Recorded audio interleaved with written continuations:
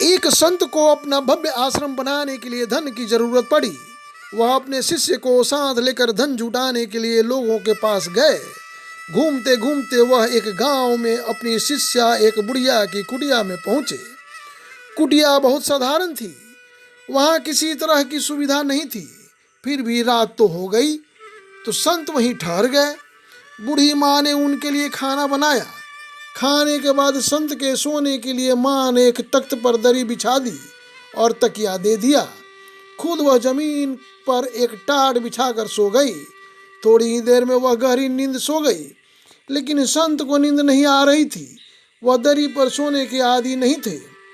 अपने आश्रम में सदा मोटे गद्दे पर सोते थे। संत सोचने लगे कि जमीन पर टाट बिछाकर सोने के बावजूद इसको गहरी नींद आ गई और मुझे तख्त पर दरी के बिछाने पर भी नींद क्यों नहीं आई। मैं तो संत हूँ, सैकड़ों का मार्गदर्शन करता हूँ, और यह साधारण दरिद्र बुढ़िया। यह बात उन्हें देर तक सताती रही।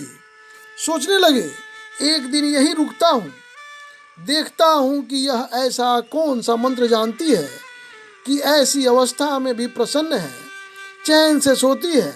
सुबह जल्दी उठकर बूढ़ी माँ ने अपने हाथ से कुटिया की सफाई की और चिड़ियों को दाना खिलाया, गाय को चारा दिया, फिर सूर्य को जल अर्पण किया, पौधों को सींचा, गुरु को प्रणाम किया और कुछ देर बैठकर भगवान नाम का स्मरण।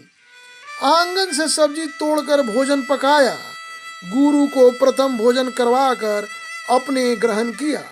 दिन में आस पड़ोस की बच्चियों को बुलाकर उन्हें हरि कथा सुनाई, हरि भजन का ज्ञान दिया। फिर संध्या पूजन, रात को पुनः साने भोजन का प्रबंध, सोने की तैयारी।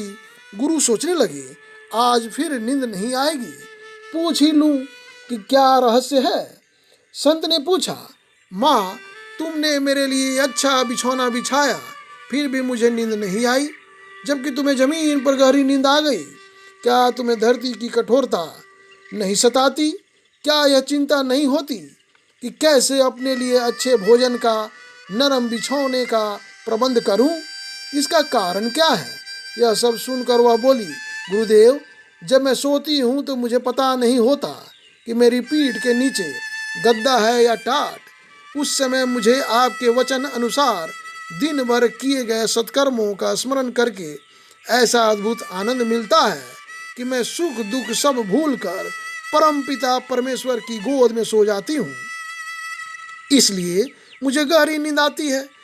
संत ने कहा, मैं अपने सुख के लिए धन एकत्रित करने निकला था। यहाँ आकर मुझे मालूम हुआ कि सच्चा सुख भव्य आश्रम में नहीं बल्कि संतोष में है, दरिद्र की इस कुटिया में है। सदैव प्रसन्न रहिए, जो प्राप्त है पर्याप्त है। आशा करता हूँ यह कहानी आपको पसंद आई होगी।